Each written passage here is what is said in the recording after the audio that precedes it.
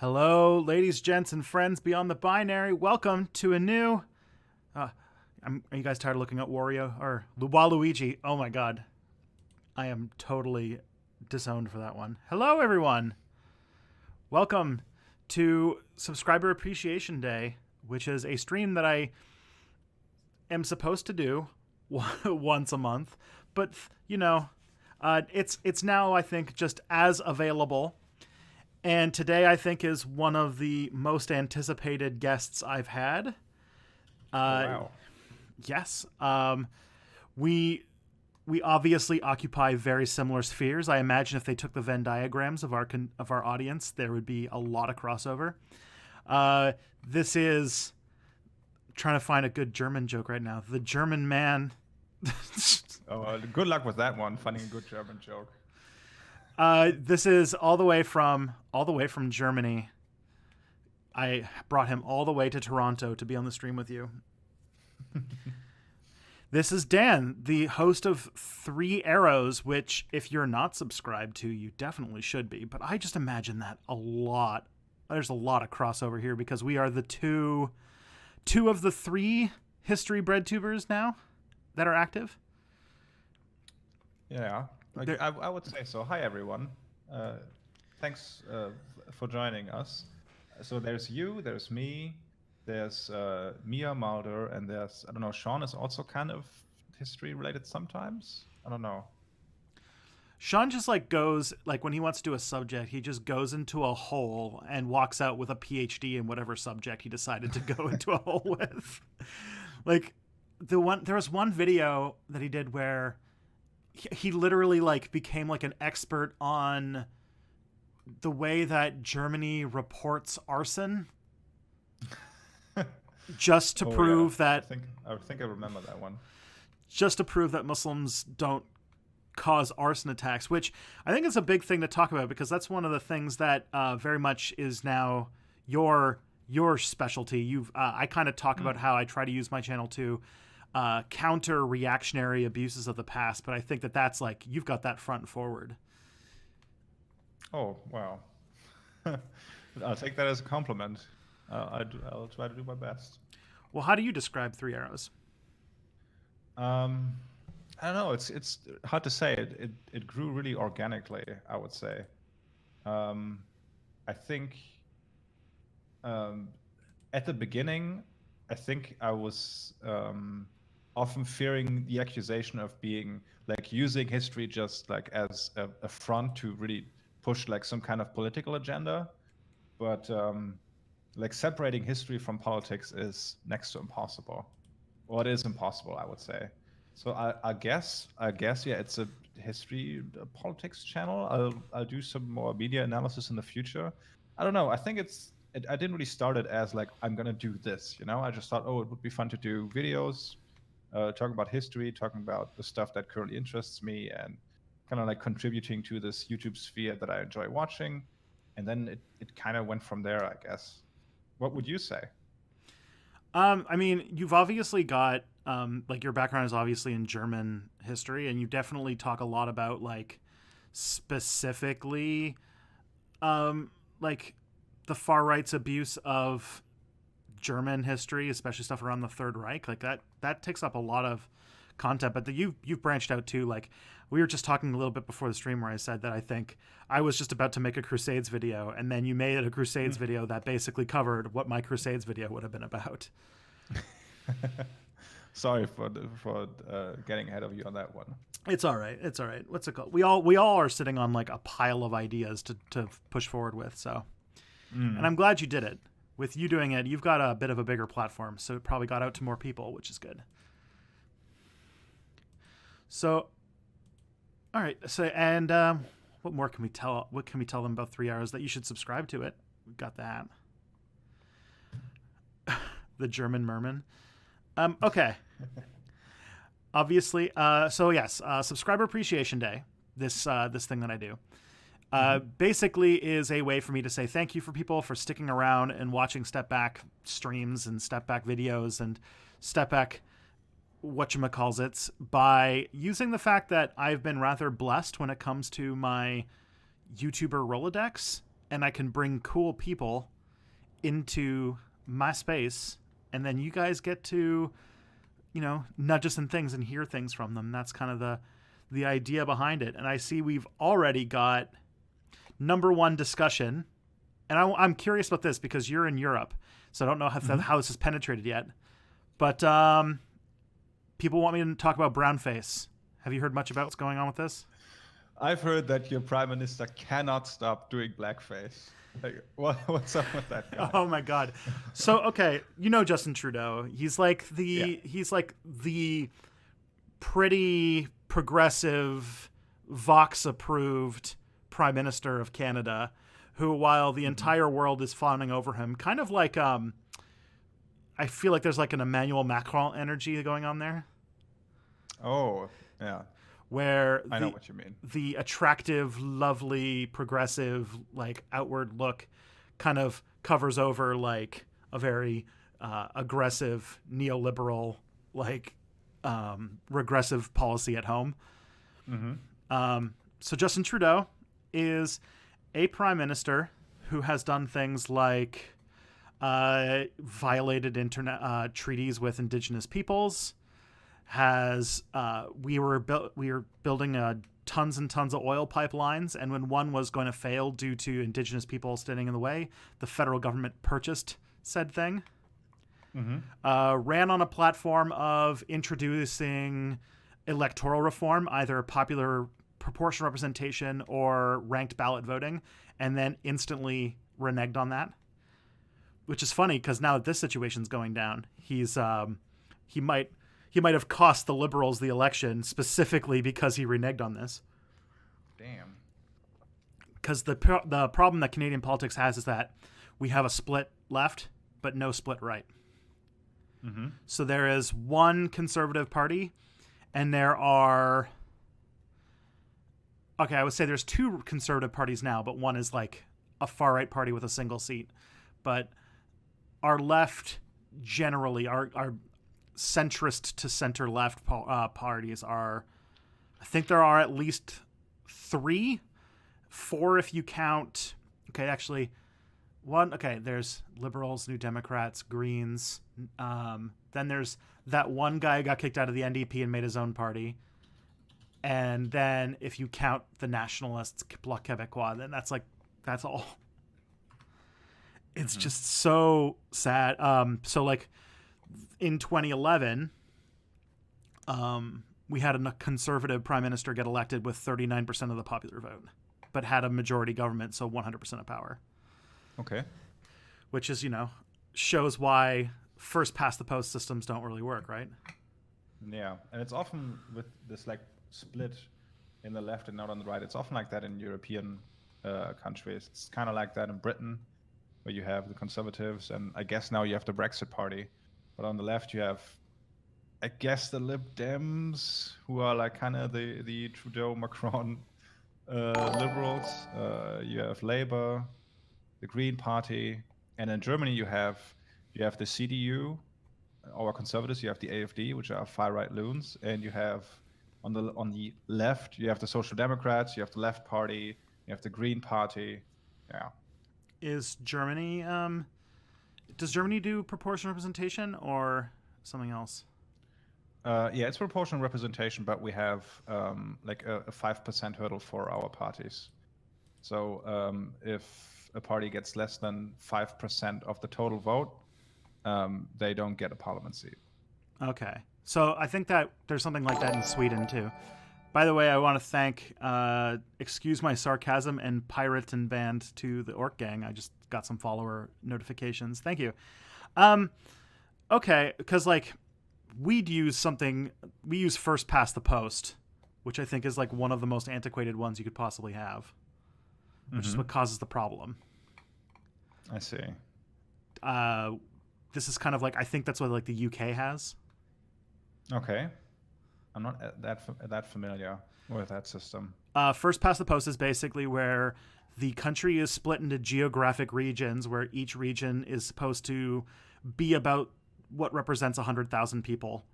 And they all have their own elections, and whoever gets the most votes in that thing sends a member of parliament to parliament. Oh, I see.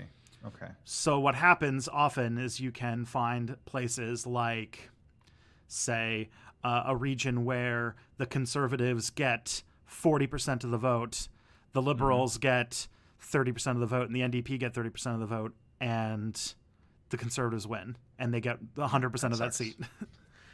Yeah, that sucks. Yeah, it's real bad.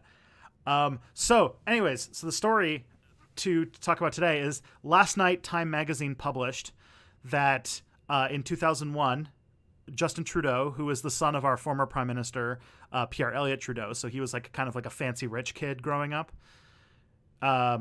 He wore blackface to a quote unquote Arabian Nights party when he was 29 years old. Mm-hmm. Or sorry, say brownface because he dressed like it was like an Arabian Nights theme party where he dressed in a turban and stuff like that. Mm-hmm. So it gets even better.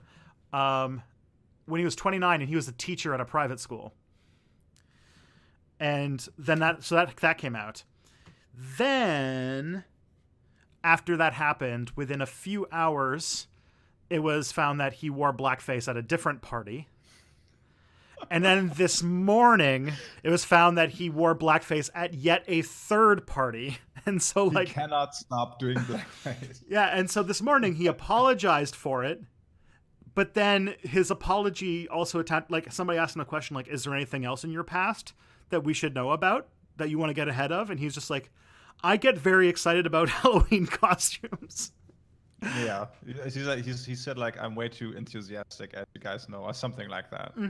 Which, like, I mean, he was a drama teacher, so like you can kind of maybe make that you could kind of see that, but like you should not wear blackface ever. Yeah. Didn't you make a Zwarte Piet video? What kind of video? Oh, if you don't know who he is, then probably not. Like that horrible racist shit that like the Belgians do, or not Belgians, the Dutch do every St. Nicholas Day. Oh yeah, I know what you're talking about. I did make a video about that, but I am aware of that tradition. How do you feel about that? This I don't know from like media. You probably would know better from like media pages it takes up. Is this blackface controversy bigger than his trampling on indigenous rights and other Oh, scandals that leftists were mad about? definitely. Only leftists are mad about his trampling on indigenous rights. There was a scandal he was involved with last year where he basically, it turned out that he told his attorney general, who happened to be the first indigenous attorney general of the country, he told her to let a engineering firm called SNC Lavalin basically get away with crimes by doing deals with Libya when they were under sanctions.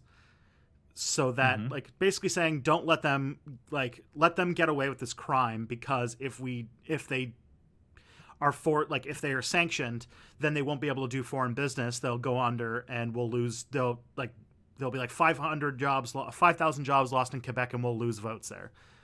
And like that came out, and that was a scandal for like 6 months, and he managed to survive that somehow. And yet, Wow. this is, I don't know, we're still at ground zero of this right now, but it seems like it's a lot more dramatic, especially because right now the writ has been dropped. We are in an election right now. Yeah. The election's on October 21st, so it's very soon. And it's more or less known that the Conservative Party leaked these pictures. And so Oh, I see. they're trying to make as much hay out of it as possible, despite the fact that the leader of the Conservative Party just last week was at an event with a conservative candidate who literally has self-declared himself, or has said in public, that he is best friends with Faith Goldie. Oh man. What's up with Canada and all these weird reactionaries coming from there, like Faith Goldie, I don't Jordan know. Peterson, Stephen Crowder isn't Canadian but grew up there. Yep. I think. I don't know. I don't know what our problem is, because also Stefan Molyneux. Stefan Molyneux is only like Oh yes, if I'm on you. he lives Right. in, I think, Mississauga, which is not far from here. I know because apparently he used to do a Free Domain Radio barbecue every year or something like that. Oh, I would love to see that get together. For real. Yeah, because Faith Goldie ran for mayor of Toronto at one point. Yeah, and failed miserably, as I think. She still got 16,000 votes, but it's a city that has like almost 3 million people in it. So, yeah, it's still failing badly, but still, it's the fact that 16,000 people voted for her. And the Premier of Ontario posed for a photo with her, claiming that he didn't know who she was. Damn. That's Doug Ford, the brother of Rob Ford, the crack mayor. Yeah. Even I know that guy. Canada's crack mayor. Yeah, Canada's a mess, and things are about to get so much shittier because what's literally going to happen is people are going to get mad about this blackface situation, and for some reason think that that means that they're going to start voting conservative, which is just like, Do you think this controversy has more potential to end his premiership or whatever you will call it than previous scandals? I think that it's big, it's dramatic, there's photos, and it's very close to the election that it very well could be. And also that the ways that the Liberals are trying to get ahead of it is saying, one, which is an interesting one, it's not blackface, it's brownface, as if this is somehow better. To apologizing for it, despite the fact that he must have known that this happened and has been sitting on it for decades. And three, he's already like, everybody's already thinking like it's either going to end up with him being minority government or out of power, because Canada, the Tories, the Conservatives, somehow successfully managed to convince Canadians that that coalition governments are undemocratic. Interesting idea. Right around the time that they got a minority government, which I think is curious. So that's basically the story. I don't know. I don't even know where to start with this. How does an outsider feel about this kind of a thing? If it turned out Angela Merkel was wearing blackface. Yeah, I mean, I don't think, from what I know, I don't think Justin Trudeau harbors any kind of innate like racial hatred for these for people of color. But it probably feels pretty horrible being a person of color and seeing the highest person in the land do something like that. I don't know how I feel about this like being a bigger scandal than like his trampling on indigenous rights, or earlier like this entanglement in corruption. But I mean, if Angela Merkel would do something like that, I don't think that would end her chancellorship. Like, she's a lame duck chancellor now, but I think the Germans are, when it comes to black people and not Jewish people specifically, I think they are less self-aware about existing racism. So I don't think it would damage her beyond repair. Yeah, I think that like, it's like there's like the dynamics of that, like Canadians are kind of numb to Indigenous issues, which is a sad, bad thing about our country, but it is a thing that we do. There's still a lot of racism against our Indigenous population. I am actually surprised. I think a lot of people, including a lot of pundits, were surprised on how little the SNC-Lavalin scandal resulted in Justin Trudeau's numbers not dropping as much as they could, because everyone just kind of defaulted back to their strategic voting fears. But I don't know, something happening very close at this point is the difficult part. And he's already apologized, so it could be a thing that maybe, like I guess the options, if I was like the Trudeau thing, you've done everything you're going to do. I guess the best thing would be to ride it out. He might actually sail this one. He's very good at kind of smiling and shaking hands and getting out of controversy somehow. I see. Okay. But who knows? The other thing too is that they had the first leaders debate for the federal election last week, and he didn't show up. So the three Just other didn't show up. Yeah, he just didn't. They had an empty podium and everything. Damn. He went to an election event on the other side of the country, which is just like, what? So like that, and it was at the exact same night that the Democratic debate was happening.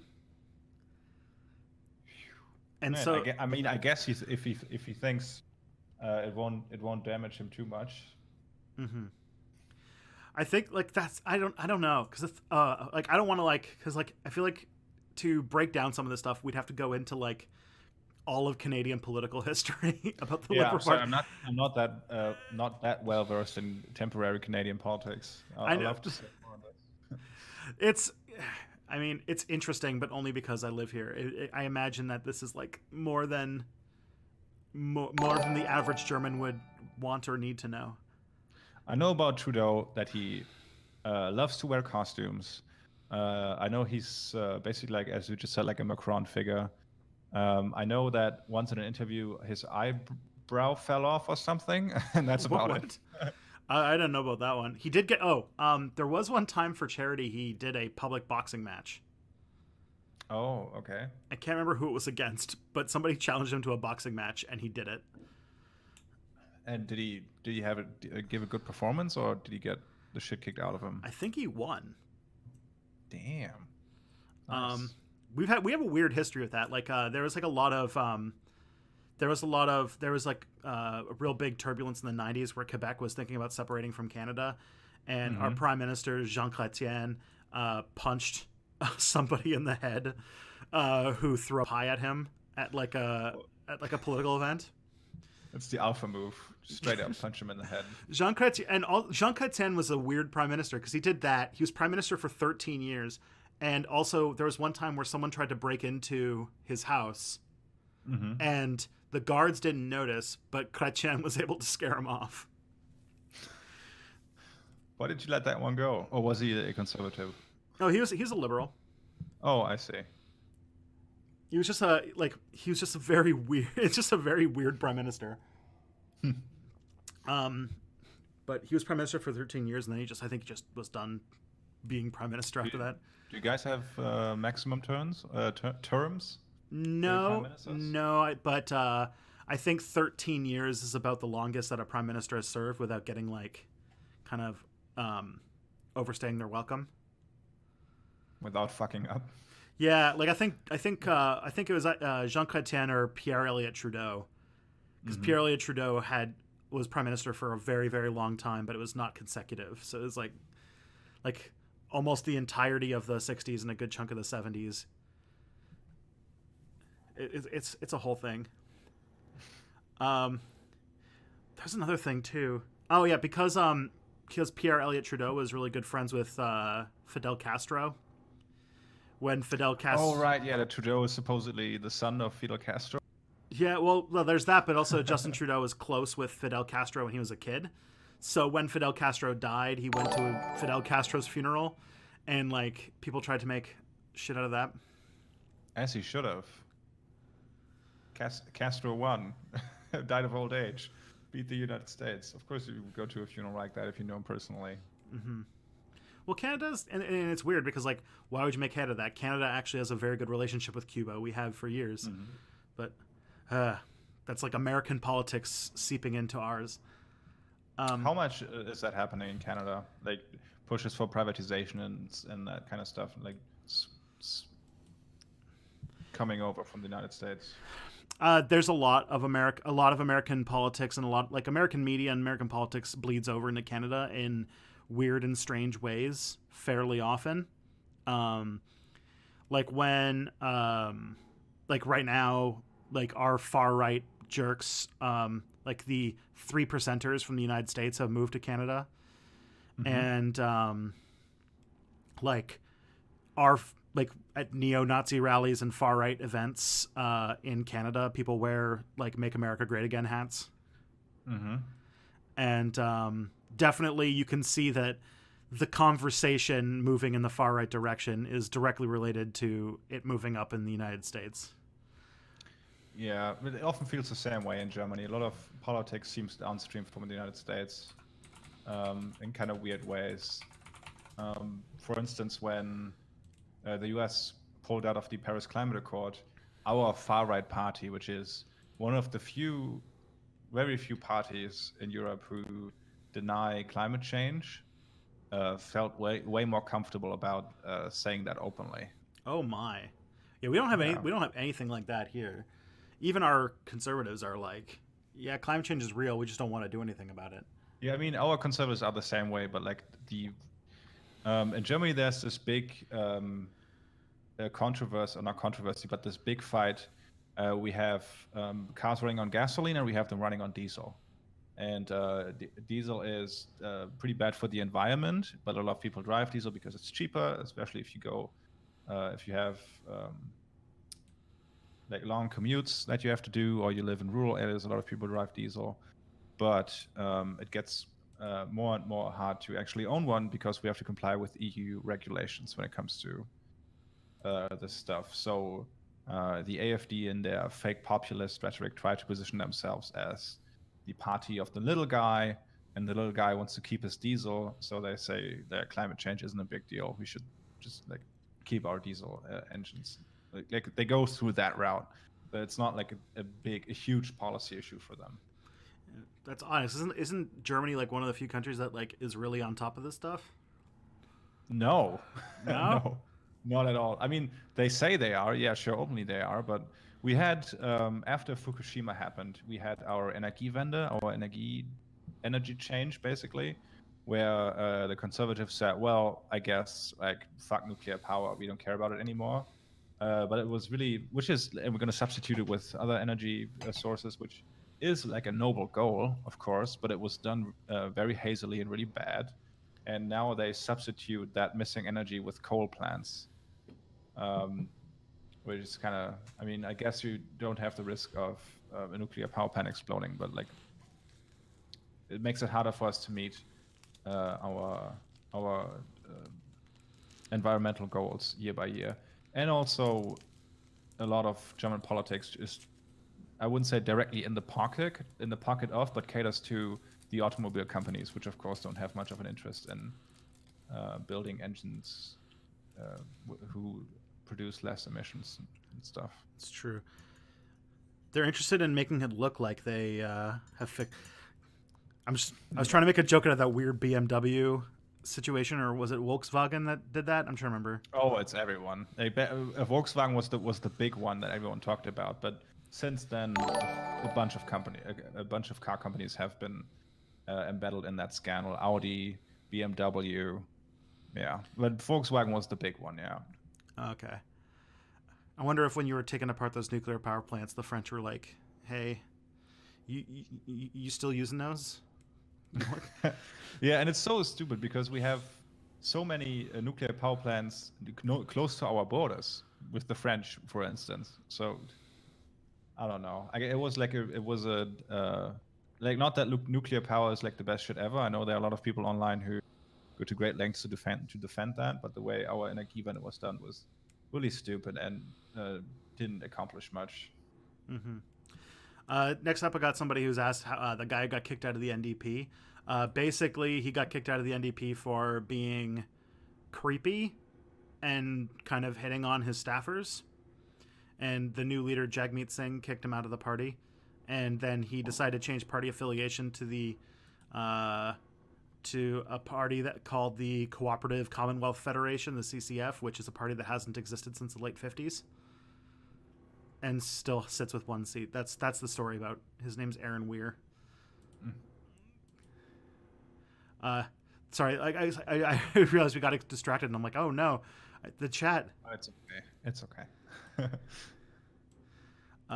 Bloc Québécois is less right wing now that they want the Queen to go away. That's true.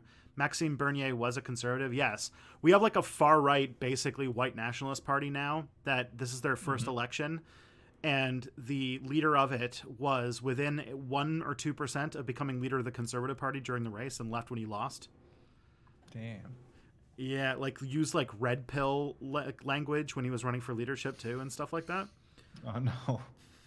Oh god, yeah. And now I don't know how he's going to do. There's two things. Like one, nobody takes him seriously. But two, he just got invited to the next leadership debate. Mm-hmm. So despite him having like rock bottom numbers, now he's going to have a platform to say his stuff. But That's probably good for the ratings. yeah, and then there was a story where he accidentally left confidential documents in a Tim Hortons, which is like a coffee shop. Yeah, I've heard of Tim Hortons. Okay, well, he left confidential documents in one, just like left it on the table. So yeah, if you ever hear Maxime Bernier, know to be extremely sad if anything makes him notable. I'll be on the lookout. Best story about Maxime Bernier was that there was a CBC story, which is like our version of the BBC, that came out with like Bernier supporters attack female like journalist in online harassment campaign, and some like wine mom in the United States was like, I knew these Bernie bros were going to like were just like sexist, and I was like, oh no. Damn. Just posted crit. Someone's gonna lose subscriber from that one. Yeah, definitely.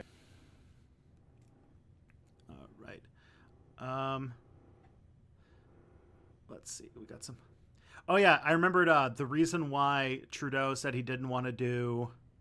The reason he didn't want to do electoral reform was because he thought that if we did that, then there would be a an Islamophobic party would take over or would exist, and he didn't want their voice being in Parliament. And that was his. He's like, then it'd be like, I don't know, like Germany, where there'd be like a dozen political parties, and then what would you do? It's like, yeah, what would you do? Like, how are we managing it? I don't know. Oh boy. All right, the next question we got here is, what's the earliest example of a regime that you think could be called fascist? I think they've changed it now, but Wikipedia used to say Caesar could be regarded as an early fascist. Oh, interesting. I feel like you've got a better grasp on fascism than I do. I think you've done a bit more research on it, so I would love to hear your insight. I'm not so sure about that, but I probably wouldn't go any further than the actual fascists, Mussolini-type fascists, because using a political term from a very specific era in time and kind of like imposing that on eras where it didn't exist, it gets you into kind of murky territory, you know? Yeah. Yeah, and you really can't have fascism without nationalism as a concept, and you don't get that until the 19th century at the... Exactly. Yeah. So I can understand why it would be good to remove Caesar, because while Caesar does have like a little bit of the model of how fascists rise to power, of undermining democratic institutions to take over and become a dictator, it's still that's an oversimplification, and I think like the nationalism angle of fascism, I think, is more as important as the like stripping away of democracy angle of it. Yeah, I agree. But while we're on the topic of fascists, if I'm allowed to throw in a question. Sure. I was talking about this with my stream yesterday. I'd be curious what you think about that. Would you say the OG Nazis in the 1930s and 20s, would you classify them as reactionaries or revolutionaries? The German, not the Nazi party. Yeah. I think that they started as kind of like a Red Browning type party, right? Like before Hitler, it was like they were like a socialist party that became more and more reactionary over time, right? That's the Red Browning. I mean, yeah, there were several wings, and they all had a different understanding of what National Socialism really is. So, yeah, I get. Yeah, there were multiple directions the party could have gone at one point in time. Okay, so the reason I would say it's reactionary is because I would say that they're reactionary because their platform was so hyper focused on being anti-socialist, and as a reactionary to the sort of rising insurgent left in early 20th century Europe would probably be, that's probably the current that feels the strongest to me for why the Nazis got so popular so fast and why the world kind of took a blind eye to them. Because like if there was like, if you were to take like the platforms of the Nazi Party, the biggest things you'd think are like ethnic nationalism, racial supremacy, and like hardcore anti-socialism. Yeah. And I feel like all of those feel very reactionary. Interesting. And especially because they didn't overthrow the order, they came to power via like a brokered deal with the conservatives. Yeah. I mean, I know the Nazis themselves saw themselves as revolutionaries. Um, but I'm kind of caught in the middle because the reactionaries typically want to go back to like some sort of prior existing system, like the monarchists in the Weimar Republic were definitely reactionaries without a doubt. Mhm. But for the Nazis, it seems like to be kind of a mix because they didn't want to go back to a previous system. They wanted to establish their own one, but there was obviously this longing for a primal state of what the German nation is, etc., etc. But yeah, what you're saying is totally right But as well. could you also make the argument though that they were reactionaries, but like in a deeper way? Because like, if I remember correctly, Nazism had a lot of like, we need to go back, like even if it was like made up, which I think all reactionary forces, the past that they want to go to never existed really, but didn't like they always brought up like Teutonic legends and things like that as like the thing to Yeah, appeal and to. then all this like pagan bullshit, and this pseudo religion that Himmler cooked up, and yeah, that's definitely reactionary. I definitely think though that like that some of like, because like when you think of that revolution, God, this is. Yeah, I could like, because you could very easily make the argument that they were also very. I don't want to do anything that'll get me clipped wrong, but they were trying to. There's like they were. I was about to say forward thinking, but that's not the word. They were trying to establish a new order, and they were trying to upend the global order under a new way. But I do think that in many ways the nostalgic angle to it, even if it's like a deep 1,000-year-old fake nostalgia, I think that fits closer. So that would be the way that I would. Yeah, it kind of reminds me of. Do you know how Bismarck is sometimes called like a white revolutionary, using revolutionary means to reach conservative goals? Kind of reminds me of that. That makes sense. How do you feel about the fact that so many of his very online history people meme like Bismarck and like like that kind of era of like First Reich Germany stuff? Let's just hope that like that Emperor Tiger Star is not watching. I mean, I'm somewhat guilty of that myself. Like that, the poster in my background is from an alternative history mod for Hearts of Iron, where Germany wins the First World War and the monarchy continues existing. Is this that Kaiserreich that everyone's telling me to play? Yeah, that's Kaiserreich, exactly. Okay. Yeah, you should play it. We should play it together sometime. I have to figure out how to, one, enjoy and two, play Hearts of Iron well. It is one of the Paradox games I've had the hardest time understanding and getting into. Really? For me, it's the easiest. I can't understand Crusader Kings 2 for the life of me, for instance. I mean, I can understand it to a certain degree. But to get back to your question, I'm not so sure how I feel about that. I feel like when you look at like the Nazis, which a lot of people know a lot of stuff about on the internet, the reactionary system or the oppressive system that came prior, the monarchy, kind of looks less bad compared to what came after. So maybe that's the reason a lot of people like meme about it, and Bismarck being this like, amazing guy. And yeah. I imagine the Belgians don't appreciate that. Yeah, the Danish most likely don't as well, or the French. Basically, everyone who was surrounding Germany at the time probably doesn't like Bismarck as much. Did you know that the Belgians still have to shell out tons of money for minesweeping operations? That they still have to clean up parts of Belgium because they still know that these areas are mined. Yeah, it's France has the same problem from the First World War still, because We don't as much because the First World War never really reached Germany in that way. It kind of reached in East Prussia a bit before the Russians were driven back.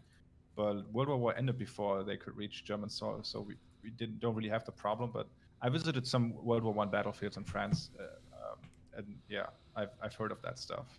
Mm-hmm. And that's why they say mines are the deadliest war weapon, because they kill so many people after. Because I think back then mines weren't really used to kill people; they were more used to guide the other army into a certain direction. So you would just like mine huge swaths of land, so you know that's not the place the enemy is most likely going to come through, which is why so many are still in the ground. Mm-hmm. That's curious. So, like, I actually don't, like, for me, my knowledge of World War One is pretty bad, especially the end, because every time they teach it, they go through it. So, like, how, like, it ended because there was a revolution in Germany, and the Germans basically were like, all right, we're done. The new, like, people were like, we're done. So does that mean that, like, in, like, the mud in, like, Belgium, they were just like, okay, it's over, guys. Pack up and go home, or like did the line ever break or anything like that? So if I'm not mistaken, the revolution happened while Germany had already asked for an armistice. I need to look this up real quick while we're talking with one another so I don't say anything wrong. Okay. Revolution started in November. The armistice was in November too. Yeah, I mean, Germany had already pleaded for peace. Okay. Basically, there was a period where there was still a period of fighting, but like Germany was already like pushing for peace negotiations up until like November 11th, when the peace deal was, when the Treaty of Versailles was signed. But when that happened, there was still like trenches in like Belgium and France and stuff. Yeah, yeah, exactly. So besides the revolution that was happening in Germany, Germany had already lost the conflict, and that was pretty clear to the military leadership at the time, because they had their last summer offensive, the Kaiserschlacht, in the summer of 1918. And while they made some good progress in the beginning and reached Paris up onto 70 kilometers away from Paris, they got pushed back, and their best troops were kind of wasted in this offensive. And that was kind of the last chance to get any kind of favorable position for a peace before too much American troops start pouring in. Because by then the Ottomans were already out, the Austro-Hungarians were already out. Right. Yeah, the Ottomans had capitulated. The Hungarians were just like propped up by the Germans for almost a year by that point in time. Like they were completely eviscerated after a certain point, after the Brusilov's offensive, for instance. And a big thing was also that Bulgaria dropped out. So basically the entire Balkan front collapsed. Now, from what I know about World War I is Bulgaria is a neutral supply center, and it just goes to whoever takes it first. Excuse me, what? That was me attempting. I was attempting a joke about diplomacy. Oh, I'm sorry. I'm so sorry. You were completely in like history focus mode, and then I ruined it with a dumb joke. I'm sorry. And also a big fear of the German military leadership at the time was that if they kept going, the German troops were still in French territory or Belgian territory. If they kept the conflict going, the troops would be driven beyond the Rhine, and with it, like the revolution would sweep over Germany, and Bolshevism would consume the country, and this would be the end of Germany as a national entity, because they were looking to Russia and how much violence happened and stuff like that. And there was also a lot of like primal fear in Germans when it comes to civil war because of the 30 Years' War, and they knew their military position was untenable, basically. And then the revolution happened on top of that. But I think that's where I'm going to end what I was trying to say. Is there anything to like that Germany could still say at that point, like I'm baby, and like be like, you know, this country's only like a few decades old, like nothing's stopping this country from falling apart all over again? I mean, they certainly have had the fear. What these like old aristocrats thought would happen in a Bolshevist revolution was basically like that's a doomsday scenario for them, you know, and that's not just we get a change in government. So there was legitimate fear, especially when people like Quartermaster General of the German army, that Germany would just end if they wouldn't end the conflict right now and bring the troops home. Okay. Surely nothing could be more archaic and ridiculous than the U.S. election system. Well, yes, I think we had this discussion with Mia Mulder where I said, when it comes to political problems in the world, there are political problems, and then like normal like there's like Swedish political problems, which are like, you know, they're the best of. Then there's like normal country political problems, and then there's American political problems where it's like they're in like their own. They have their own set of weird and like they're like stuck like 60 years ago in some of the issues they have, and it's like, yeah, that doesn't mean we can't have our own problems though.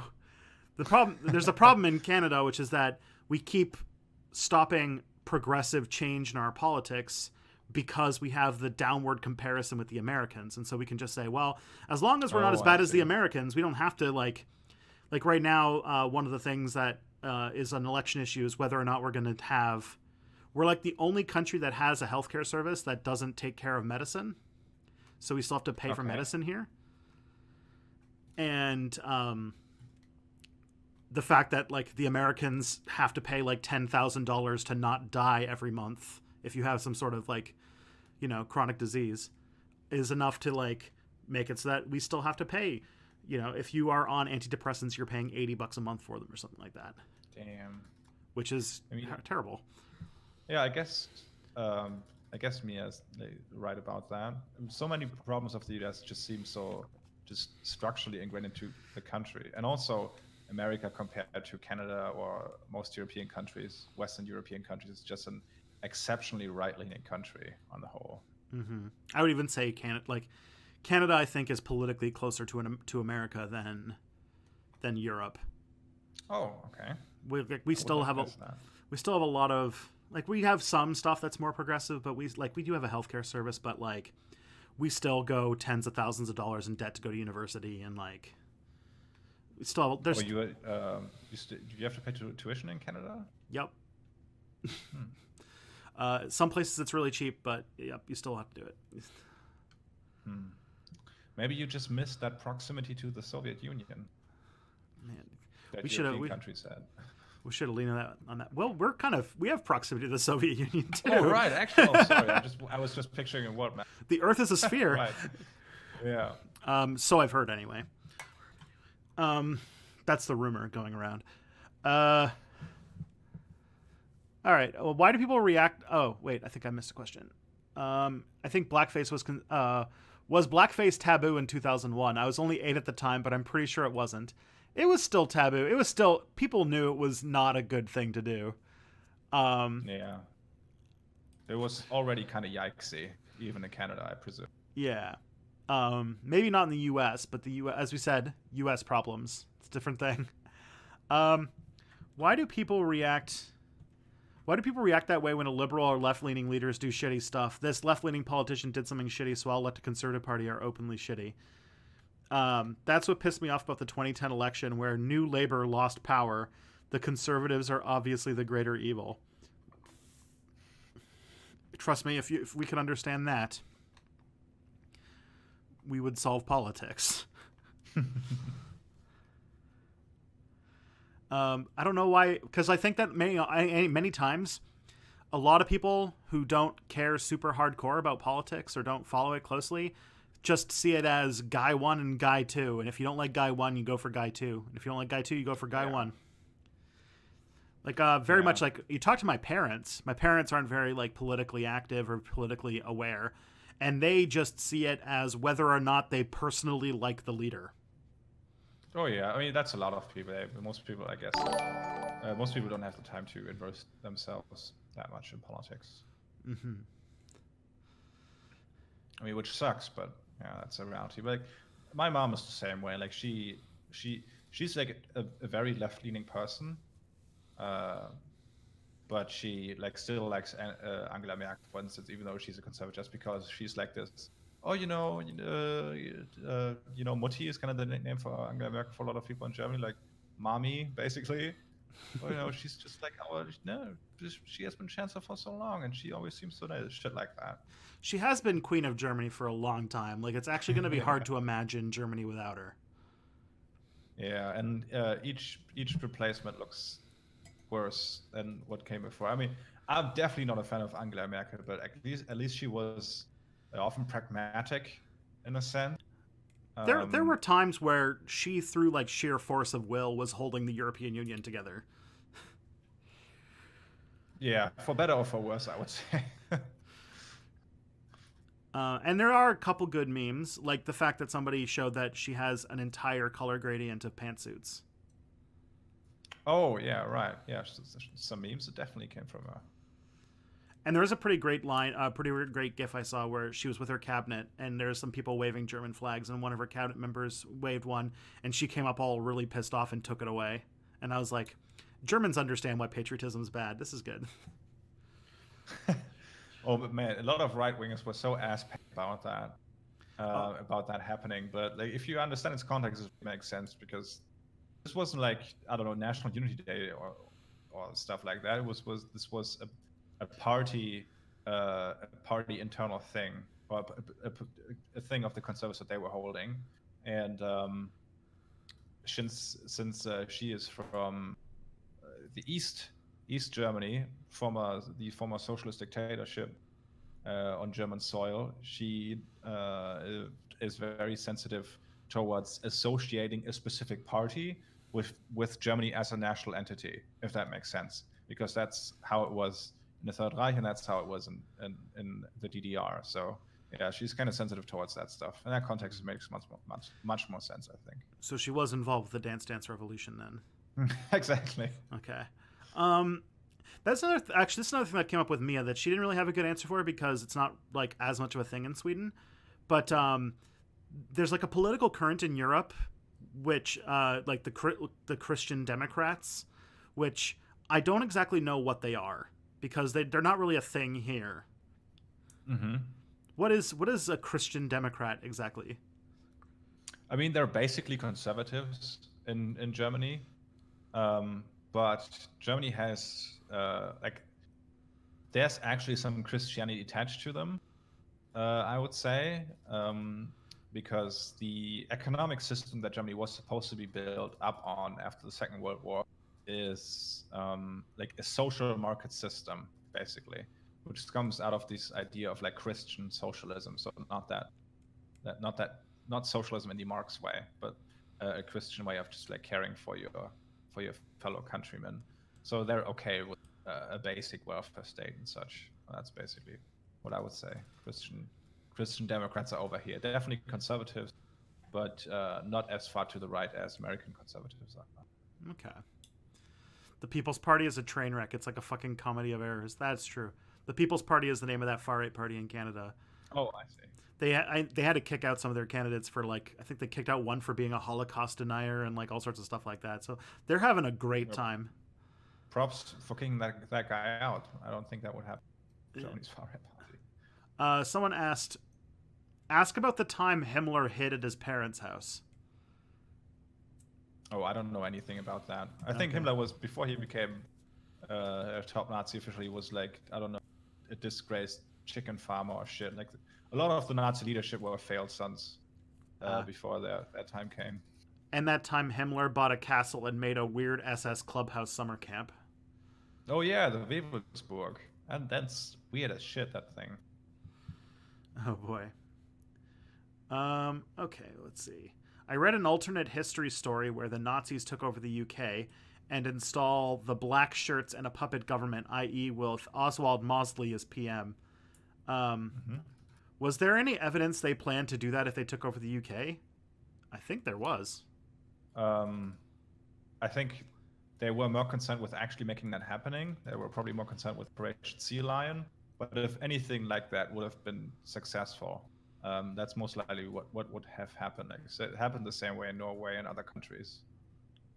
Yeah, it sounds about right. Like I think that they were thinking of putting Mosley in power, and they were also thinking of grabbing that there's that Nazi king who abdicated that was in the United States that they were gonna say you could be king again. Because like they say that he abdicated because he married a divorcee, but it was more because he was like, hey, these Nazi guys ain't bad.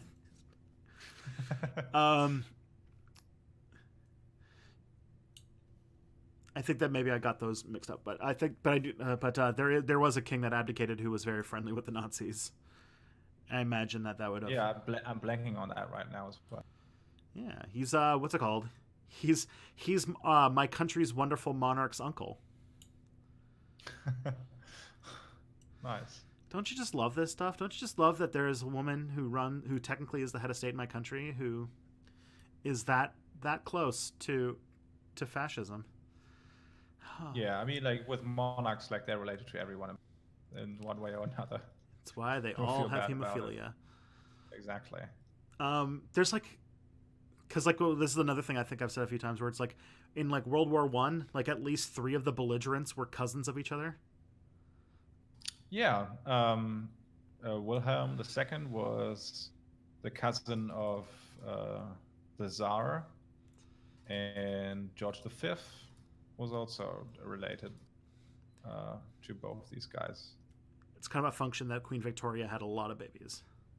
Yeah, basic family stuff, fighting world wars.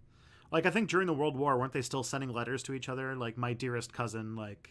Yeah, cousin Nicky that he said, and cousin Willie, Tsar Nicholas and Kaiser Wilhelm. While like millions of their subjects are dying. Exactly. Yeah.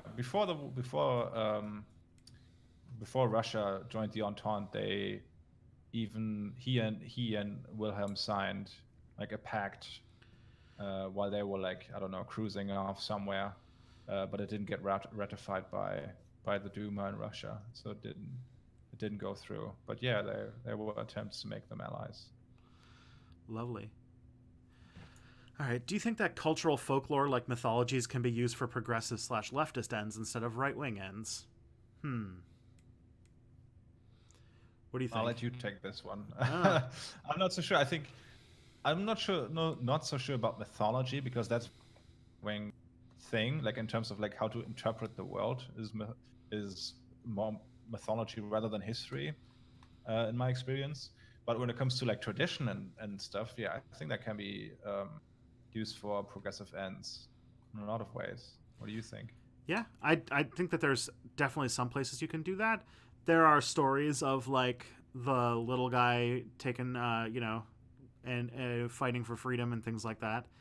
There's also like you could very easily make a case for like people who are Christian about how socialism is a very Christian thing to do, and yeah, there's definitely a lot of things you can do. Is that the way we should do it? I don't know. I think history backs up the struggle for liberty a lot better than mythology. You don't need to. Yes, I agree.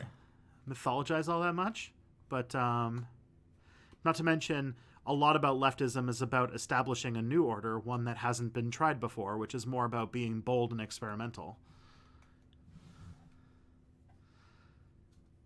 The city where Karl Marx was born has Karl Marx themed pedestrian crosswalk lights. Oh, that's awesome. I want a picture of that. I think they even printed like on his birthday, they printed a special money bill for €0 with his face on it. Oh, that is actually like a touching gift. My grandfather says that when he visited Heidelberg, by the way, I apologize for any way that I pronounce German words. That was pretty good. I would say Heidelberg, so you were pretty close. Awesome. In the 1970s, the people were giving history tours of the city just kind of ignored anything to do with World War II. Was that kind of a thing really common at the time in Germany? If yes, has it changed now? Yes and yes. There's this big meme on the right about how Germany was just instilled with this huge amount of guilt after World War II, and that's why, I don't know, they are progressive, even though Germany really isn't. But the project of understanding the Third Reich, it was not hiding anything. That was a pretty long process. For instance, the people, or a lot of functionaries in Auschwitz didn't get put on trial up until the late 60s. And a lot of Germans didn't even know what that was at that time. And I'd say with time it only got better, like treating Germany's history as more open and more factual. And there are still sectors in German history which are kind of untouched by that. For instance, up until the 70s, people probably still thought that the Wehrmacht, like Germany's armed forces at the time, were largely untouched by this Nazi agenda. Just your average soldier. Not every Nazi like that shit that you read it. That was still very present in German society, but since the 90s, that has changed quite a bit. So yeah, depending on whoever gave that tour around Heidelberg, that's very possible that they just like ignored anything that had to do with World War II. But it wouldn't happen that way today, unless you have like some right-wing loon as your tour guide. Which they're growing. Yeah, it's like the proximity of like all that stuff is interesting because like we lack that perspective. I remembered like there was that what was that, Faulty Towers, the TV show. And there's an episode where they get some German guests, and it takes place in the 70s, or it was made in the 70s anyway. It was contemporary, and it was just like, all right, we have some German guests coming. Nobody talk about the war. And like it kept being like, do you guys want to have like some tea or something before the war? I mean, before supper. Like, no. Yeah. Yeah, I've never fully seen that episode, but I've seen. Oh man. Yeah, so, and that was the 70s. Like, it'd only been done for like 30 years at that point. Okay. Let's see. What's the point of the president of Germany when citizens don't vote for it? It's much more a representative figure, like the Queen of Britain, stuff like that. It's the head of state. He doesn't really have any political power. Okay. He has a little bit, but not in any significant way. Most of his job is just being the face of the country. Okay. Are East Germans typically more left-wing or right-wing? If we go by voting records, they're definitely more right-wing at the moment. They used to be more left-wing. Now they're pretty right-leaning. But you always have to keep in mind that when you say right or left-leaning, I can only judge that by German standards. So right-leaning in Germany doesn't mean they are huge about deregulation and shit. But they're much more hostile towards immigrants. I mean, I can only speak like in generalizations because obviously that's a huge amount of people, and there are a bunch of left-wingers there fighting the good fight.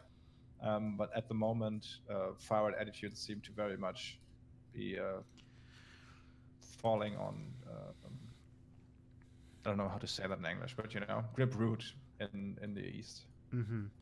So like this is like a thing this is one of my theories, which is I'm sure that you've probably gotten this as a left-wing YouTube content creator, that sometimes you get some of the harshest criticisms of socialism and left-wing ideas from people who are from former Soviet states or from former communist like satellite states. I don't talk about that much about socialism on my channel, so no, but I imagine that to be the case. And I'm thinking that it has to do with the fact that like under like the Soviet idea, like this is my like pacifist angle going through, which is that like when you put forward any ideology with an iron fist, doesn't matter how, like you can't justify to anybody like I killed your dad, but like if you just look at this book written by a 19th century German thinker, you'll know exactly why this was the right thing to do. And like that's going to be cold comfort. And if anything, you're going to galvanize through their personal networks more and more and more people who are personally invested in your downfall. And they will take the opposite of whatever your ideological thinking is because they're your enemy. And that's why like even though they're so propagandized against like liberalism, they're so like anti-socialism because of their experience with socialism that like you see this like rise in like very far right politics going on in like the former like communist bloc in Eastern Europe. Mm-hmm. Does that sound like it has any merit? I can't really say like on. I mean, yeah, it definitely does. I don't know how it is in each and every single country, but it seems like the attitudes on economics and stuff, as far as East Germany is concerned, haven't really changed since the fall of the Berlin Wall. I think most people in East Germany are still for the welfare state that we have, or even are in favor of expanding it. They are for strong regulations mostly. They are for rich people paying more taxes. It's really, really defined by we want less brown people. But I agree that's like somewhat rooted in their history because apart from all the ways that East Germany got left behind after the fall of the Berlin Wall, it was German reunification wasn't really a reunification, quote unquote. It was more of a takeover of the East by the West and West German companies and stuff like that. A bunch of factories were closed, infrastructure got dismantled, a bunch of stuff happened that influenced this. So there's a very broad question. But I just want to talk about the reasons connected to the past. I think when it comes to East Germany's legacy, a lot of people living in this closed off society where foreigners were like guest workers, weren't really seen as Germans or weren't really there to weren't there to become Germans in most cases, and them now being confronted with immigration and a changing world. I think that definitely makes them susceptible for far right messages. Does that make sense? I mean, yeah. when you just said that you have often have people from former Soviet states disliking socialism the most, for me the criticism is more like the other way around. For instance, I did a stream where I went over a video by Badmouse Productions where he talks about East Germany and says a bunch of stuff that I would contest, and I got a couple of comments calling me a social fascist and lying about East Germany and shit like that. So I usually get criticism from the other side of the pond. Interesting. I mean, I am very open to being wrong because that's just like a hunch. It's not really anything. It's such a broad question. Like I don't have the answer. I'm planning on doing a video why East Germany is right wing. So maybe we could talk again after that research is done. Awesome. That sounds good. Oh, thank you, River Ransom, for subscribing with Twitch Prime, and you got to see a GIF of my dad dabbing as a reward. Thank you, River Ransom. Yeah, for anybody who doesn't know, it's September, where Twitch is literally doing a promotion with Subway, where there's if you give a subscription, I think I get a bigger chunk of it or something like that. And if you have... It costs half. Yeah, it costs half. And if you have Amazon Prime, you get one free subscription on Twitch. And if you don't use it, that money just goes back to Jeff Bezos. So if you want to take it away from him, you can subscribe to Step Back History. As you can see, I have a little counter. I'm trying to get to 10 subscribers by the end of the month. And you were number 2. So thank you, River. Okay.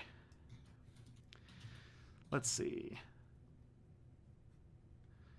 Ask about the gun fishing story. Is this another like weirdness of the Nazi Reich thing? Sorry, no idea what that's referring to.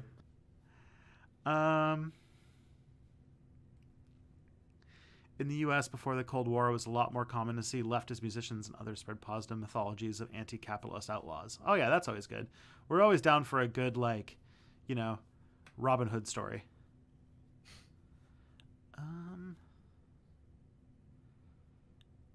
Okay, so what do you think about Justin Trudeau blackface? We talked about that really early in the stream. So GJL Rocco 97 GJL. If you want to hear about the Justin Trudeau blackface stuff, the first 15, 20 minutes of the stream is basically taken up with that. So just watch the VOD after this is done, and you'll get all the juice you want.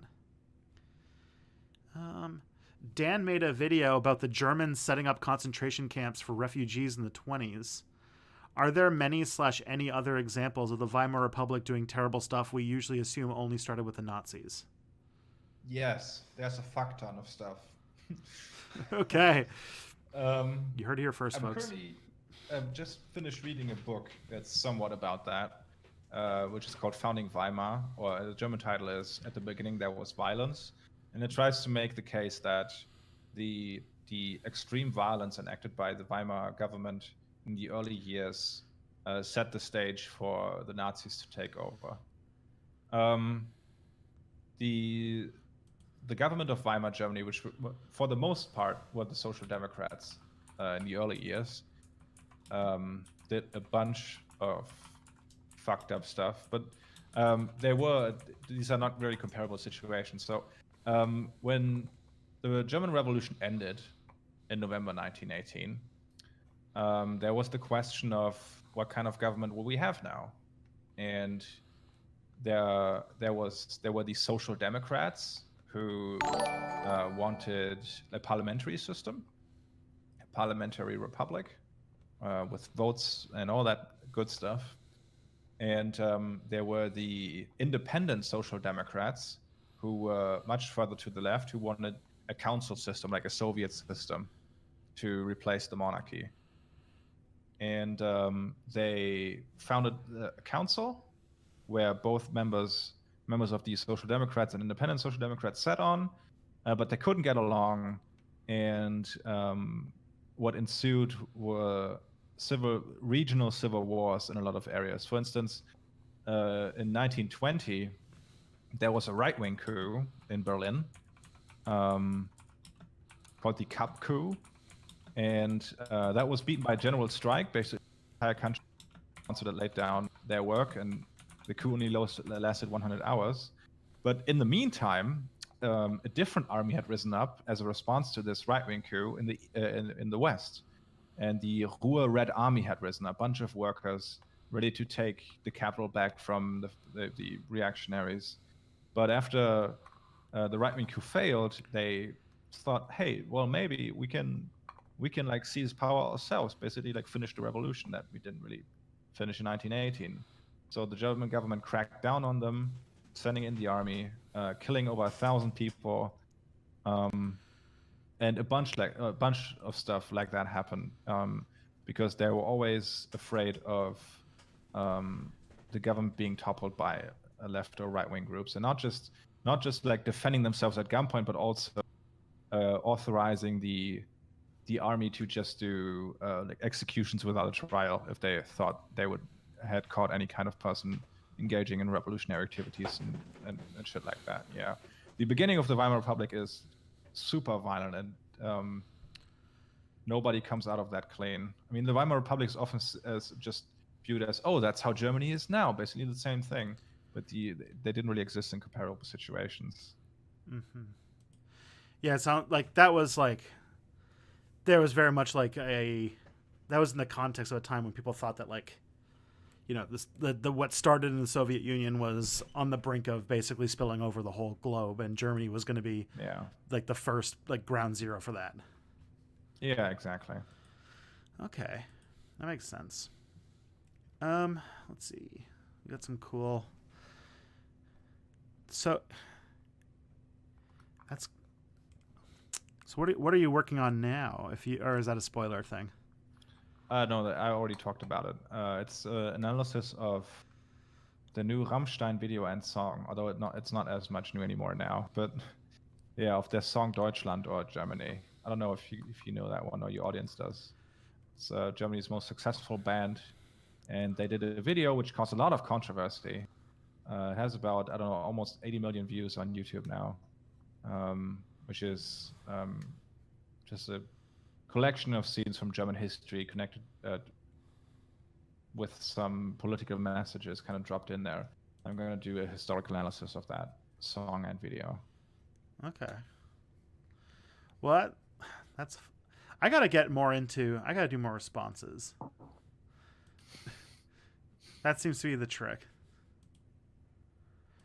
Most definitely, yeah. So, how will we tell a little bit of a story? Because like one of the things I think, would it be too far to say that like the thing that made the Three Arrows channel like really hockey puck was getting temporarily banned? Um, is hockey puck like a good thing? Is that a Canadian expression? I'm not It's familiar like with that. it's like it's like if you think about like a graph of growth, like Oh, I see. Oh, I see. Okay. It did in some regards. Often feel like that is a bit overstated. okay, Um, but it definitely put me on the map in a big way. I had before that happened, I had about I think 2,000 subscribers or something, and through this controversy, I got about 7,000. But I think that might be a bit misleading to just look at subscriber numbers, because there's there's a lot of traffic then going on the channel, and that pushes the algorithm, etc., etc. So yeah, I would say it definitely like put me on the map, but most of my growth has taken place outside that controversy. But it was definitely helpful getting that initial boost. okay. What was it like being inside that when you know when you had a video taken down, but then also like when you had all the mirroring happening? Like what was that few days like? Well, that was that was remarkable. And I think the coolest thing was just there were so many people whose content I'd enjoyed, and just seeing them like react to what I do or give me a boost. That was I felt very humbled by that. Um, and the initial like me being bummed out that my video got taken down was swept away quickly. That's good news. You obviously you came back and you're greater than ever. So Thank you. yeah. Okay. Somebody asked. I think this was is the German government now more centralized than Weimar? More centralized than what? I think you cut out there. Than Weimar Germany. Um, I mean, is the German government more centralized? It depends on what you mean by that. I wouldn't say so. I think it's distributed, especially because the position of president got changed so much. Basically, the president in the Weimar Republic was directly elected for I think 7 years, and they were really kind of like an interim Kaiser. Like they had powers to do executive orders and stuff like that, and were quite powerful. And obviously, as like I said earlier, that was completely disbanded, and our president today is much more of a representative figure, and more power lies with the parliament. But I don't think the states had much more power, like our individual states in the Weimar Republic, than they do have now. I would be surprised to learn that. You also have France always as the comparison, where France takes centralization to like a whole new level. Yeah. Where like the entire country is basically directly run by Paris. Um, okay, that book that you mentioned is the idea that what the Nazis did was easier because of the kind of institutionalized violence already normalized.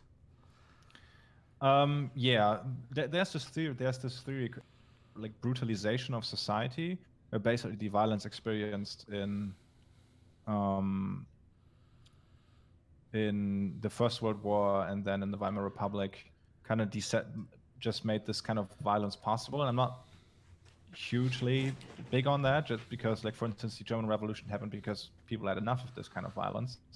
But there are definitely things like, as I just said, using executive orders extensively that paved the way for the Nazis' takeover. For instance, I think in his time being president, the Social Democratic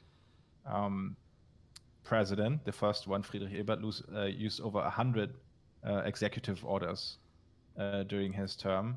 And so what Hitler did after the Reichstag fire didn't seem as out of the ordinary politically, because these kind of executive orders had taken place so many times before. But obviously, this was the last nail in the coffin for Weimar's democracy. But yeah, I mean, it wasn't doomed to go that way. It could have been gone another way on a bunch of different occasions. But yeah, there are definitely um, ingredients in the Weimar Republic that later came to roost with the Third Reich. It was a process. Yeah, that makes a lot of sense, because like the way that we tell a story of like the Nazi rise to power or like fascism rise to power, which is very poignant in our day and age, and we should be very, very much looking at these stories, is that there's a long legacy of like normalizing these kinds of things until something breaks.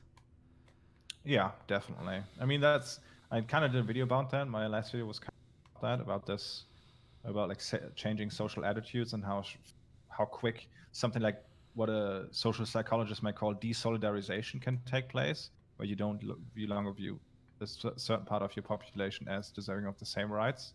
But yeah, it seems like, especially with these arguments from like gun enthusiasts who would say, well, we need guns to defend ourselves from the government. Look at what happened in Nazi Germany and all that shit. That in the American mind, the perception exists that the Nazis just came in one day and said, all right, fellas, we're doing the Holocaust. It doesn't happen that way. Like, people living in Weimar couldn't imagine that to happen ever. But yeah, as you just said, it's a continuous process of pushing boundaries. Mm-hmm. That makes sense. That was like how societies turn cruel, right? Yeah, that's the one. Yeah. Someone asked if Rammstein's good, and I don't mean from a musical perspective. Oh, does he mean in the city? I don't know. Are they woke? Yeah, they're pretty woke. Right. They play a lot with national romanticism, but they're pretty woke. Okay. What's it called? Rammstein kind of had a surge of popularity on this side of the Atlantic in like the mid 2000s. Yeah. And that's when I listened to them, and then I kind of, when they went back to just being a German metal band, I kind of lost touch. That's understandable. Okay. Does fascism need social unrest to get popular? People, or at least right-wingers, tend to assume that because fascism got popular in the years after 1929 and 2008, respectively. Should I answer? Do you want to answer? Do you have thoughts? I guess, yeah, definitely fascism needs some like democratic fatigue, I would say, to take roots. And even the most diehard reactionary can like get on in a system that provides stability, I guess, economic stability and stuff like that. And societies that turn fascist couldn't even offer that in a lot of cases, like the Weimar Republic, for instance. Mm-hmm. So that people get disillusioned with the system that currently exists and just take whoever promises to make it better. But yeah, I can't see fascism grabbing root without any kind of massive social upheaval. And I mean, the 2008 financial crisis definitely helped with that, giving far-right movements more soil to work off, but it's not comparable to the Great Depression or hyperinflation in Germany and stuff like that. Those were much, much worse. Is that maybe why the radicalization seems to be not boiling over as much as it did back in like the 20s and 30s? Yeah, I think like over 50% of people in Germany were during the Great Depression. So if something like that would have happened in America, I can imagine how it would look like today. Mm-hmm. I mean, it did happen during the Great Depression, but I mean, today in 2008. Yeah. Today, because like now in our times, I should say, the Great Depression, the Great Recession was 11 years ago now, which is that's a ride to think that it's been that long since all that happened. I think I made the argument once that the world stopped making sense about 2014. That was about the year the world stopped making sense, and everything started getting weird. What happened in 2014 that makes you draw that distinction in that year? Um, the big thing for me was 2014 was in the same year. That summer was when the Islamic State became a big deal. Mm-hmm. And that fall was the beginning of Gamergate. Oh, I don't know. I don't know much about Gamergate, to be honest. Oh, I'm not a uh, capital G gamer. no? No, I mean I play video games, but it's not part of my identity or whatever. I play most of the video games I play on. I didn't get that last word, sorry. Say most of the video games I play on stream. Makes sense. I think that, yeah, the Gamergate thing, I also was like, I'd kind of taken a respite from the internet for a few years when I was in university. And so I came back, and all of a sudden everybody is like complaining about SJWs and that people were like harassing random women on the internet. And I was like, oh, okay.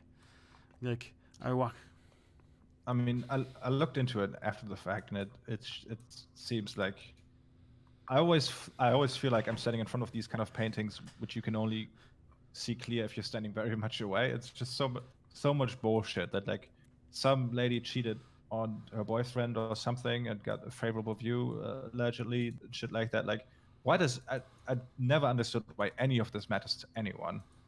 No. But then I mean, if you understand that it wasn't about video games or ethics in video games journalism, but a backlash against women as a concept. Mm-hmm. The world stopped making sense after the Arab Spring started. That's also pretty true. Which would be, that was like 2012, if I remember correctly. I think so, yeah. Yeah, that was quite, and 2012 was also the year that Occupy Wall Street happened. So that'd be a good contender for also right. When we entered into the second historical phase of the 21st century. Because like you think you could make the argument, like as a person who tried to historicize the early 21st century, that like you could see, like, first of all, that the 21st century really started with 9/11, and that like the war on terror could be like phase 1, and then there's like, I don't even know what you'd call phase 2. Yeah, I would definitely say the same thing. Like, if you're looking for some kind of cutoff point in the 21st century as where that fundamentally defined the age that we are living, it's 9/11. And like our version, I think there's like some historians who say that the assassination of Franz Ferdinand was like the real beginning of the 20th century. I mean, to a certain extent, yeah, definitely kicked off the collapse of a bunch of empires. And you could see like the years before that being like the late Victorian period. I guess so, yeah. The Victorian period. Okay. I feel like I'm realizing that my concept of history is very Anglo-centric, isn't it? Oh, that didn't occur to me so far. Okay. I didn't notice that. I mean, my concept of history is very Germano-centric, you could say. How did day-to-day life function in Germany during hyperinflation? Taking wheelbarrows full of marks to the corner shop isn't exactly practical. For a lot of working class families, it just a lot of the shopping just took place during the first week of the month or during the last week, whenever the bread owner of the family got his pay. Most families at the time were spending 90% of their income on food while the hyperinflation was happening. But yeah, there was a time where people had to carry food to shopping centers. It got so bad that if you were to sit down at a cafe and drink a coffee, let's say it cost 5,000 marks at the time. While you were sitting there drinking your coffee, you might have the price for that coffee might have gone up to 8,000 or something like that. In December, I'm remembering this because I just read about this. In December 1923, the cost of a single egg was 320 billion euros. Marks, sorry. Okay. Yeah. Interesting. Yeah, it was a really miserable time for everyone. Deaths due to illnesses like tuberculosis and stuff went up due to malnutrition. Yeah, it was horrible. Sounds like it. Someone's saying, yeah, soon in some places rent might be 90% of what people spend their income on. Fair enough. I don't know. I live in a massive city, so that resonates.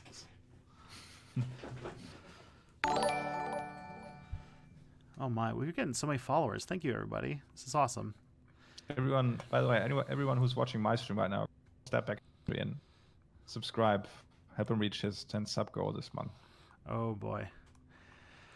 I feel like anybody who's a fan of Three Arrows will at least like some Step Back History videos. Most likely, yeah. There's a lot of crossover. Yes. Let's see what. So no one's asked a question in a little while, but like, what kind of stuff are you interested in? You just did a stream yesterday where you're talking about a bunch of books you read, right? Yeah, I did a book stream, but it wasn't as much as it was the usual fiction I read, like the crime fiction I love to read and that sort of stuff. And especially now in September, October, November, I love to read spooky stuff.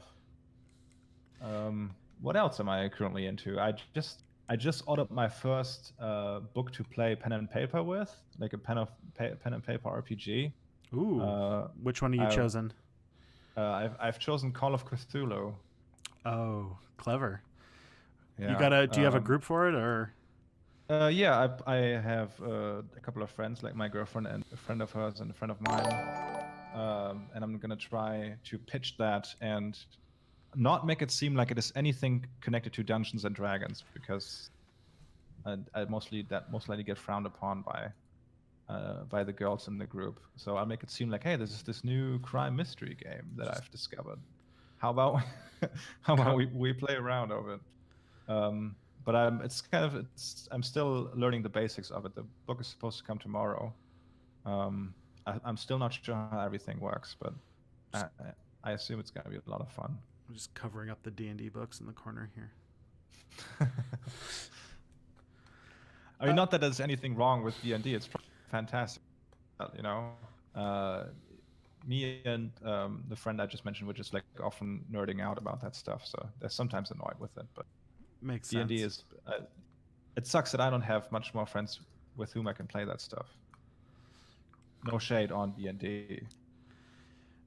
No, I think that it's whatever gets you rolling dice and pretending to be other people is good for you. So that's good. I would be challenged to run a Cthulhu game, because I'd just be like, how do you make some like really spine tingly cosmic horror, you know? I don't know how much is actually provided. Came up with myself though. Have you already played Call of Cthulhu? I haven't played Call of Cthulhu. No, that's not a game I've touched recently. So from what I've learned so far is that there are scenarios or there are some in the book that I ordered. I ordered just like the basic rules thingy, and then the story can variate, and I as a keeper can kind of decide how that is going to happen. But otherwise, I have no idea how the game actually works. There's a lot of creativity and having fun and improv and stuff like that. So if you love that kind of stuff. Yeah, I mean, we do love like escape room kind of stuff and everything that's kind of connected to history, like board games like that. So I hope I hope I'm able to provide, because I'm most likely I'm able to provide some kind of spooky atmosphere for my friends. Awesome.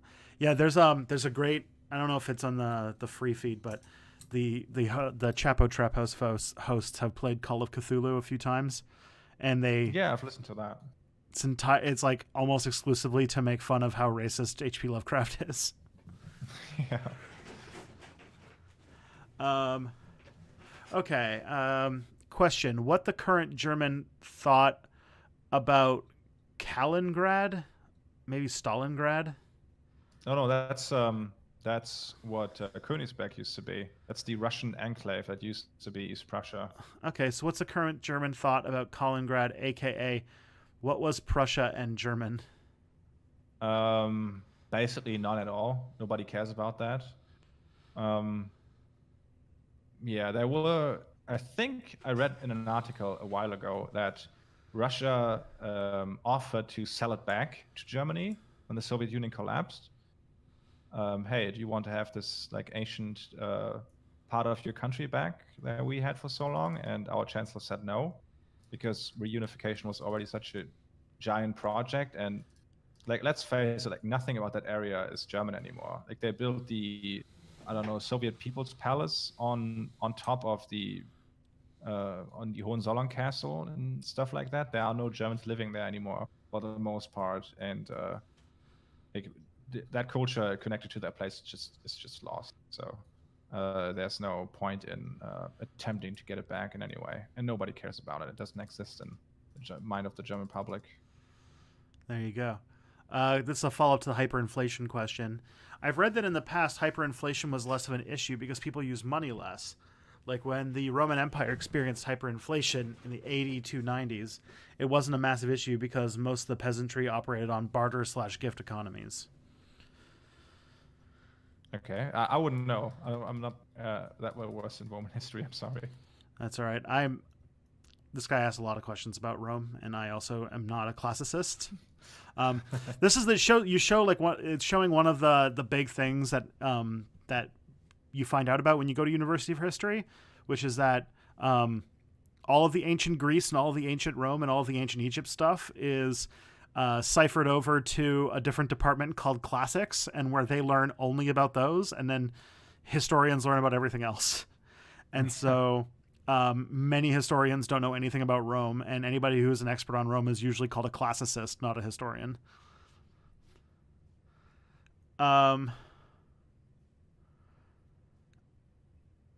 Okay. Okay. Cross over the satanic panic of D&D and the cultists who use an RPG to awaken the sleeper. Ooh, that's a fun story hook right there. All right. This is a question. I'm not sure how much you have studied labor history, but what is your opinion on the ongoing United Auto Workers strike in the United States? Do you think organized labor is going to make a comeback in the U.S. soon? I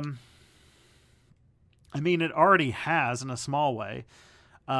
Keep in mind, like organized labor in the United States, as of like not like less than 10 years ago, was considered completely dead. And then you had a big union conference just happened yesterday, I want to say. And two of the three top presidential candidates for the Democratic Party made visits to that place to pitch to them. And since the 2016 election, since somebody ran for president and lost, there has been inspiration and there has been higher union membership since then, and more agitation to create unions and more teacher strikes and things like that, which I think is promising. That's all I'd say. I'd that. agree. Yeah, I would agree to that. Like, I don't. That's a question for the Anglosphere. Yeah, I'm supposed to be a U.S. historian, so that's one I can actually answer. Do I ask a lot of questions about Rome? Yes, you do. You ask a lot of questions about Rome. It's okay. Rome's fine. I'm sure Rome is awesome for the people who are into it. Don't worry. I'm not knocking Rome. I'm bad with like European history in general. So that like Oh, that's okay. Hey, who cares about it anyway? the thing is like you know how like history YouTube is like super Eurocentric in a lot of ways. It's all World War II. Yeah. Basically, which is good for me because in so many European events, German is very central. Mm-hmm. But yeah, it really kind of sucks. Like places like history memes and shit. Like it seems like the internet only cares about World War II and anything that's adjacent to that. Yeah. And for me, as somebody who doesn't have a super big background in European history, but also is a technology historian and who focuses on the United States and maybe a little bit on modern Middle East, is that's like I don't know. I can't do World War II. I did one video about World War II, and it was about the Girl Guides. Well, there are enough people talking about it already, so I think that's okay. By the way, thank you, Clara TG10, for the subscription. Thank you. We are 3 towards the 10, which is, we're getting there, friends. Thank you. Okay, so the thing about World War... Oh, by the way, this is the thing I was trying to think. My brain was going dead. The Girl Guides video. If you guys ever watch it, because not a lot of people watched it, but it's one of my favorite videos, and I will tell you, it has a cameo from a certain British YouTuber that'll make many of you very happy.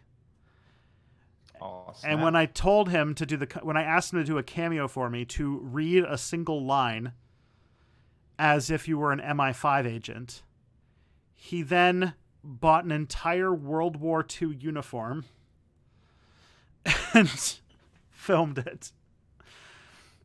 It's great.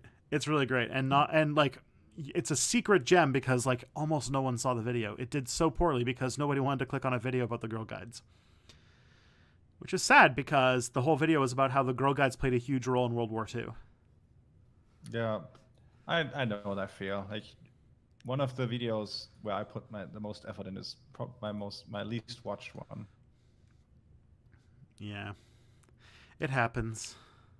I'm about to start a Darkest Dungeon stream in like 5 to 10 minutes. Are there some like closing questions from the audience, or are there topics we didn't cover yet? Sure. Yeah, I got 2 questions here. One is, I've read that after the fall of the USSR, a lot of people's living standards got worse because neoliberals try to privatize everything. Was East Germany an exception to that? No. The living standards in... Oh, does he mean living standards compared to the USSR, compared to... I think East Germany West compared Germany. to former Soviet bloc. I'm not so sure. Compared to other Eastern Bloc countries, East Germany had the, let's say, benefit, to a certain extent, to become part of a country that was already much further, with a much further developed industry. So maybe they were able to like bounce off of that and continue with the living standard that they had. I could imagine that to be the case, but I don't know for sure. But yeah, when it comes to other Eastern European countries, I read that as well, that their living standards declined after the Soviet Union. Mm-hmm. Awesome. And all right, we got 2 more questions, and then I'll let you go to do your stream. Actually, if you can start streaming, maybe we can raid you. So that people can I am already streaming. I'm just I need to switch to something else then. All right. Which is requires me to be very talk active. Okay, I'll just get them to raid you afterwards. That's so nice. Thank you. No problem. How much bigger do you think the EU can get? Also, what do you think of the... Okay, this is a bunch of GUE/NGL, DIEM 25, and the Green/EFA groups in the European Parliament. How much bigger can the EU gonna get? Well, of course, we're aiming for world domination, so sky's the limit. But realistically speaking, I think the EU should... at the moment, much further focus on stabilizing what we have right now, rather than looking towards expanding. The next countries are on the horizon to join the EU, like Serbia, for instance.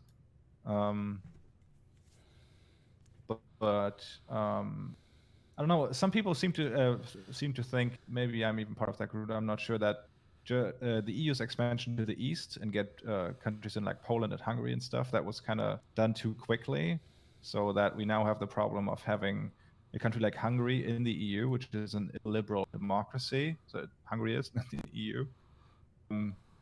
And the EU is kind of completely unequipped to deal with stuff. So as I said, I'd prefer to focus on like the problems we have right now, rather than looking towards expansion. And when it comes to the second question, I loved DiEM25.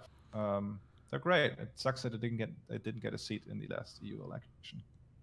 Don't say I love them, but they're good. It's a step in the right direction. The only thing I know about the Greens, I think this is not the same Greens as the German Greens, but what I know about the German Greens is that, are you familiar with one of the cases in your country of a man named Armin Maives? Give me a second. Armin Maives. Yeah, that name rings a bell, but I'm not sure. He was the guy who. He was the. Oh yeah, I know him under his. Yeah, the cannibal. The cannibal of Rotenburg. Yeah. After yeah. in prison, he has become a Green Party member and a vegan. That's all I know.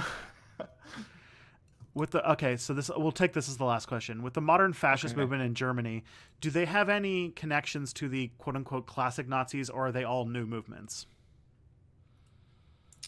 They're pretty much all in the same vein. They're